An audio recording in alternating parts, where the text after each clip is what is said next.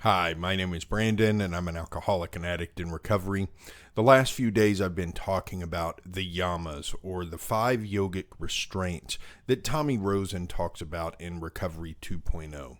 These principles are meant to guide us in our interaction with the external world. And the one that I'm going to talk about today, the last one, is Aparigraha. Here's what Tommy says about it. Aparigraha means non-coveting or non-possessiveness.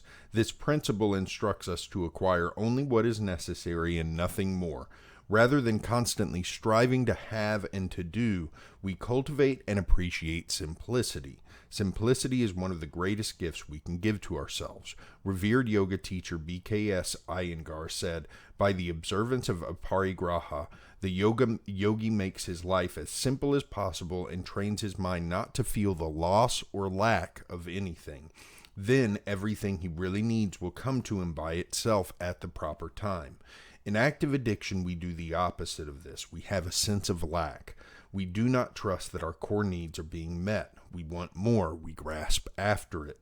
No amount can ever be enough to fill the hole we seek to fill through our addictions. We create complexity and commotion. So, thinking about that for a second, when I was in my addiction, I embodied this quality, the idea that I had a void to be filled both physically and emotionally. Physically, I recall so much that I just wanted to take in more of whatever substance I was using at the time, whether it was alcohol, and really I liked beer the most because I could literally almost nonstop guzzle it without putting myself in the hospital. You know, I could just continually fill the hole in myself with beer.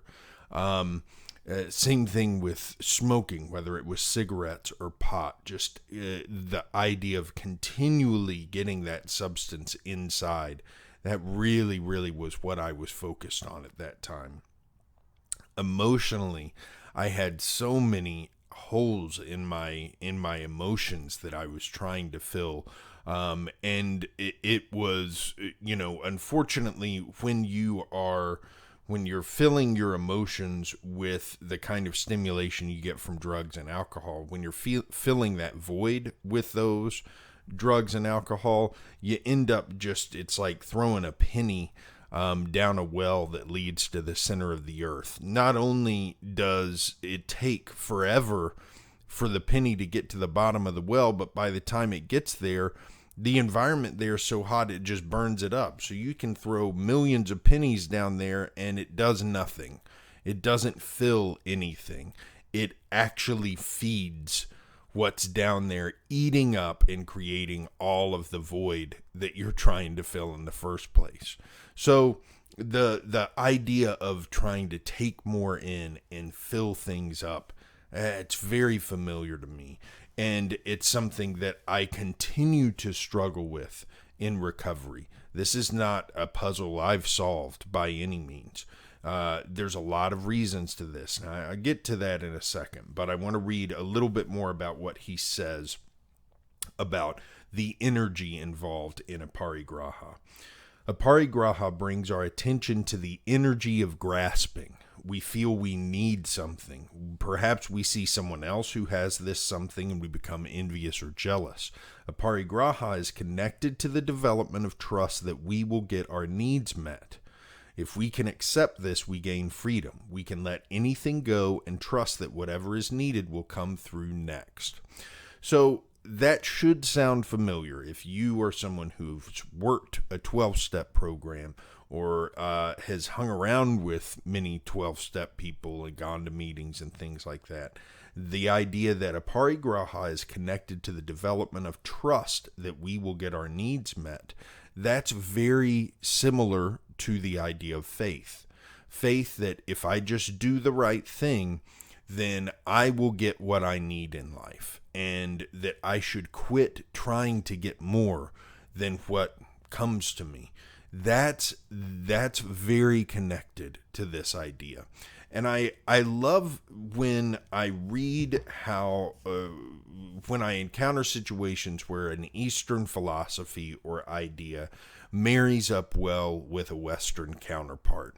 Because to me, that speaks to something at the core of human existence, that we've stumbled on something here that's really important. And that's the idea that we need to get away from trying to make things happen. We need to get away from grasping at things and trying to fill up our lives. And we need to really focus on trust and faith and saying, okay, well, maybe I don't try to make things happen. Maybe what I do is do the right things in life and then just watch what happens and trust that what happens is what's supposed to happen. Whether that's just because that's the way the universe works, or whether it's because some divine plan, whatever makes sense in your mind. But these two philosophies, I think, fit very well together. And the last thing he says is working with our exhale helps in practicing Aparigraha. We hold the breath for a moment before taking in the next inhale. This willingness to be empty, there's willingness, which is also tied into the 12-step program. This willingness to be empty comes from the trust, again, trust that we will receive the next inhale. Letting something go always makes room for something else to come through. Aparigraha creates spaciousness in our lives. In releasing old patterns, new ones can form. By releasing our addiction story, for example, we can recreate ourselves. So the idea of not grasping at things is very difficult to get my head wrapped around, because of the way that, I think partially because of the way that I was raised, not by my parents, but by the culture that we live in.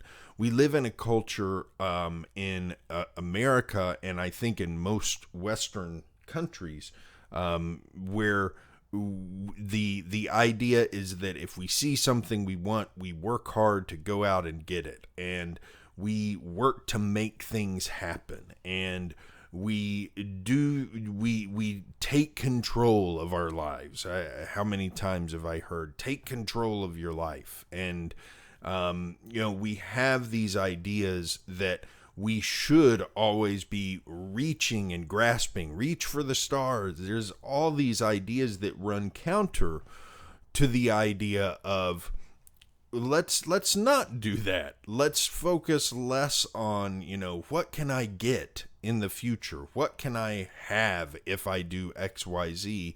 And focus on the XYZ part.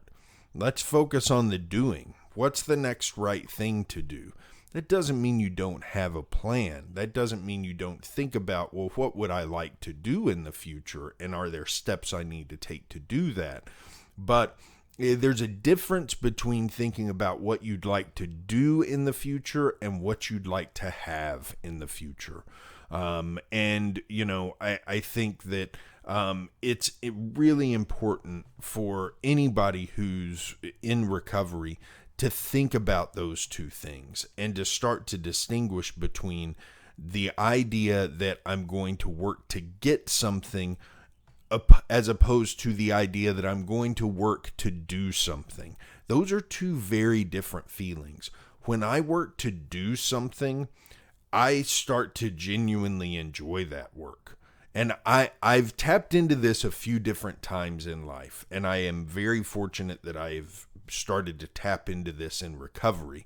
And it feels very different from the feeling that I get when I work to have something.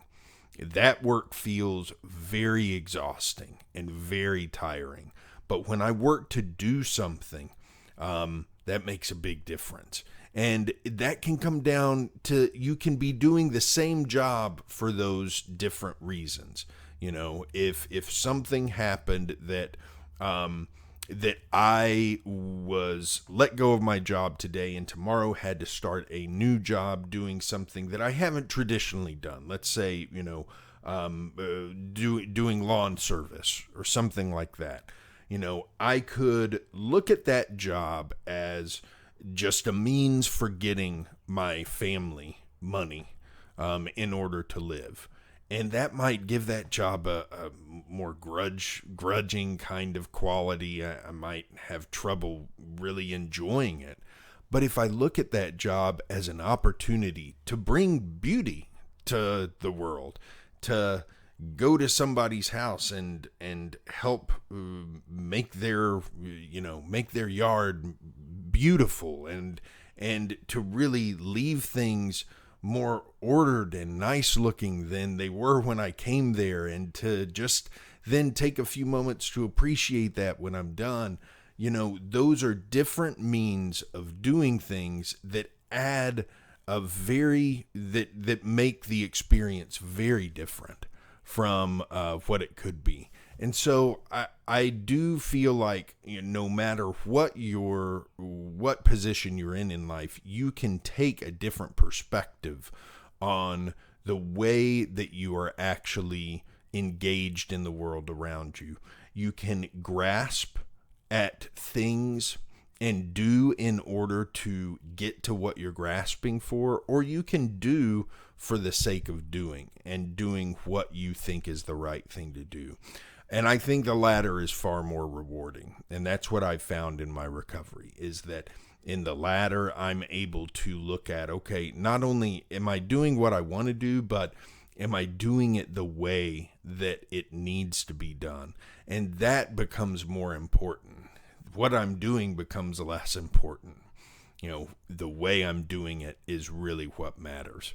So that's it for today. Tomorrow we'll get into the next part of his section on yogic ethics and morals that he brings to further enhance his 12-step work.